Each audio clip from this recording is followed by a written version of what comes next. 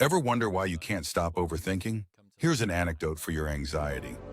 So anxiety and stress are interesting. They're very related. Stress is when, like if you look at an iron beam, when an iron beam is under stress, it's because it's being bent in two different directions at the same time. So when your mind is under stress, it's because it has two conflicting desires at once.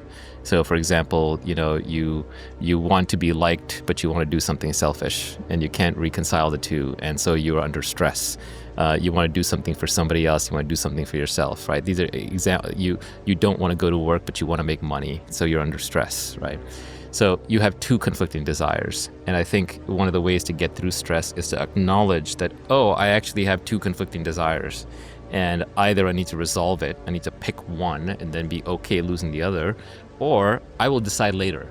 But at least just being aware of why you're stressed can help alleviate a lot of stress. And then anxiety, I think, is sort of this pervasive, unidentifiable stress where you're just kind of stressed out all the time and you're not even sure why. And you can't even identify the underlying problem. And I think the reason for that is because you have so many unresolved problems, unresolved stress points that have piled up in your life that you can no longer identify what the problems are. And there's this mountain of garbage in your mind, and it's a little bit of it poking out the top like an iceberg, and that's anxiety. But underneath, there's a lot of unresolved things. And so you just need to kind of go through very carefully every time you're anxious. Like, okay, why am I anxious this time? I don't know why. Oh, well, let me sit here and just think about it. Let me write down what the possible causes could be. Let me meditate on it. Let me journal. Let me talk to a therapist. Let me talk to my friends. Let me just kind of see, like, when does that stress go away? If you can kind of identify and unravel and resolve these issues, then I think that helps get rid of anxiety.